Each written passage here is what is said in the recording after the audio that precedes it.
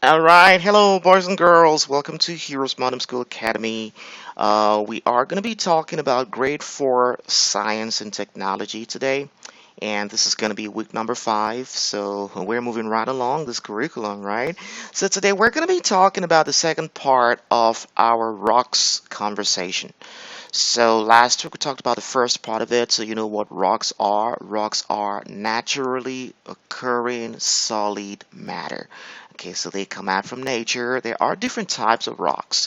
We talked about two major types of rocks last week, igneous rocks and sedimentary rocks. And today we're going to be talking about another type of rocks. Which the other type of rocks we're going to be talking about today is metamorphic rocks. Okay, metamorphic rocks. Okay, so this is the third category of rocks which we're going to be talking about, and these are formed when existing rocks, whether igneous or sedimentary, are subjected to high pressures and temperatures, and then they become transformed. Okay, so you can see the color of a metamorphic rock over here, which is, you're going to see some parts of it looks like igneous, some parts of it looks like sedimentary, but it's now together like a single mass all by itself. Well, what happened to it? It was subjected to high pressures and high temperatures. Well, natural forces, compacted all these masses together to form a metamorphic rock. Okay, so please don't forget that. So what are certain properties of it? Well, the color is usually light or dark, and they may be hard, they may be soft, it doesn't matter. But when you see some parts of it really smooth, when you see some parts of it really rough like that, you know this is a metamorphic rock. Alright, the appearance may be dull or shiny, and the composition is going to be a mixture of coarse and fine particles. Now guess what? Let somebody tell me, where did the fine particles come from? Can you guess? Well, the fine particles are going to come from igneous rocks, right?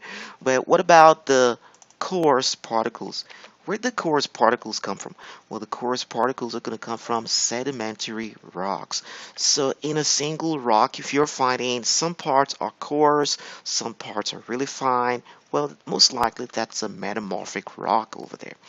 And the rock may include the remains of plants and animals. They can have different colors. They can be hard or soft. They occur usually in layers. And examples are going to be the slate rock, the schist rock. Those are going to be examples as well. Now let's talk about uses of rocks. Why rocks? Well, rocks are used for constructing homes and bridges, roads potentially, and in different parts of construction industry we use rocks over there, and rocks are used in building roads. Okay, rocks can be used in jewelry. Do you know that diamond is a type of rocks? Okay, and how expensive is a diamond? Well, really expensive, right? It's a type of rocks. Okay, so go ahead and do the exercise over there. Describe a metamorphic rock. Alright, you can describe your metamorphic rock as a rock that is formed from existing rocks. Existing rocks like igneous and sedimentary rocks. Put your own words over there and describe it over here on page number 14 of your workbook. Alright, so that's what I got for you today, boys and girls. I want to thank you for joining me.